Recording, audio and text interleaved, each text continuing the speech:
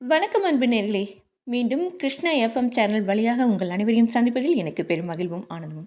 இன்றும் கூட ரொம்ப அழகான அற்புதமான ரியாஸ் கொரனா அவர்களின் அன்றாட நிகழ்வுகளின் பதிவுகளில் இருந்து தான் பார்க்க இருக்கிறோம். அவருடைய அனுமதியோடு இந்த பதிவை நான் வாசிக்க கடமைப்பட்டிருக்கிறேன் அன்பு நேர்களே. இதோ அன்றாட நிகழ்வுகளை மிகவும் நகைச்சுவையாக நையாண்டியாக அவருடைய பதிவுகள் ஒவ்வொன்றும் இருக்கும். அந்த வகையில் தற்பொழுது பார்க்க இருக்கும் பதிவு என்ன என்று பார்க்கலாமா? வீட்டின் மீது நமக்குள்ள அளப்பரிய காதலை நிரூபிக்க நடுத்தர வர்க்க மனிதன் கையில் எடுக்கும் மாபெரும் பிரம்மாஸ்திரம்தான் அந்த நீளமான ஒட்டடை குச்சி. அடிக்கடி வீட்டை திருத்தி மெருகேற்ற அவர்களிடம் வசதி ஏது?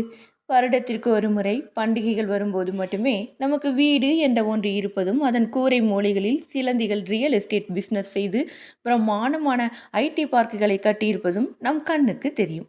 உடனே அலமாரியில் தூங்கும் ஒரு கிழிந்த பழைய பனியனை எடுத்து நீண்ட மூங்கில் குச்சியின் நுனியில் ஒரு மாவீரனின் போர்க்கொடியைப் போல இறுக்கி கட்டிக்கொண்டு வீட்டை சுத்தப்படுத்தும் மூன்றாம் உலகப் போருக்கு தயாராகும்.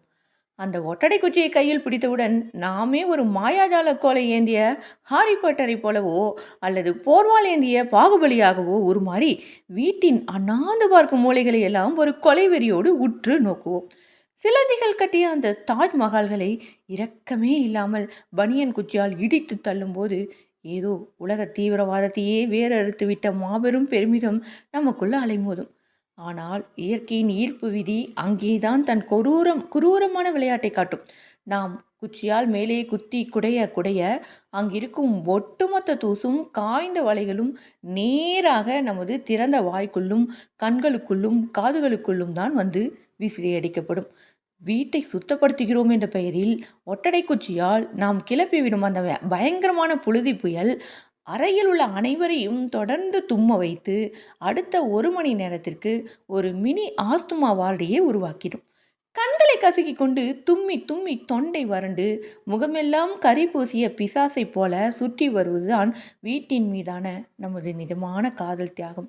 சுழலும் மின்விசிறியின் இறக்கைகளில் இந்த குச்சியை கொண்டு போய் வைக்கும்போது பல வருடங்களாக அங்கு பதுங்கியிருந்த கருப்பு நிற தூசு படலங்கள் பனிமலையைப் போல வீடு முழுவதும் பரவி ஒரு விசித்திரமான காஷ்மீர் எஃபெக்டை உருவாக்கும் பாருங்கள். அதுதான் இந்த காதலின் உச்சக்கட்ட பரிதாபம். கீழே இருக்கும் டிவியையும் சோபாவையும் எவ்வளவுதான் பழைய துணி போட்டு மூடினாலும் அந்த தூசு மிக கச்சிதமாக உள்ளே புகுந்து தன் நிரந்தர இருப்பிடத்தை அமைத்துக்கொள்ளும். அது மட்டுமா, ஒட்டடை அடிக்கும்போது தான் எப்போதோ காணாமல் போன பிளாஸ்டிக் பந்து, பல்லியின் எலும்பு கூடு போன்ற அரிய வகை வரலாற்று பொக்கிஷங்கள் எல்லாம் கூரையின் இடுக்குகளில் இருந்து தொப்பென்று நம் தலையிலேயே வந்து விழுந்து ஞாபகங்களை மீட்டெடுக்கும். கழுத்து நரம்பு சுலுக்கி கொள்ள கைகள் வலிக்க மணிக்கணக்கில் ஒட்டடை அடித்து முடித்துவிட்டு நிமிர்ந்து பார்த்தால் வலையை இழந்த சிலந்தி அடுத்த மூலையில் புதிதாக பேஸ்மெண்ட் போட்டுக்கொண்டு நம்மை பார்த்து எள்ளி நகையாடும். தன் ஒட்டுமொத்த வீட்டின் தூசியையும் கிளறி தன் தலைமீதே கொட்டிக்கொண்டு வீட்டை சுத்தமாக்கி விட்டோம் என்று மாத்தட்டி கொள்வதுதான் மனித குலத்தின் ஆகப்பெரிய சுய ஏமாற்று வேலை. உண்மையில் இந்த ஒட்டடை அடிக்கும் நீண்ட குச்சி ஒரு சாதாரண சுத்திகரிப்பு ஆயுதமல்ல.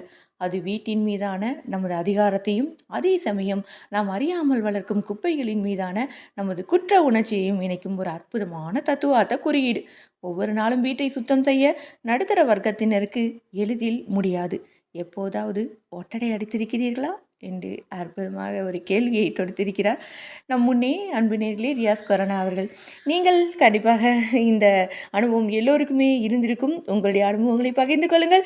மீண்டும் அற்புதமான ரியாஸ் கொரனா அவர்களின் பதிவோடு சந்திக்கிறேன். அதுவரை விடைபெறுவது நான் உங்கள் அன்பு அறிவிப்பாளர் சகோதரி இளைவேணி கிருஷ்ணா. நன்றி அன்பு நேய சொந்தங்களே.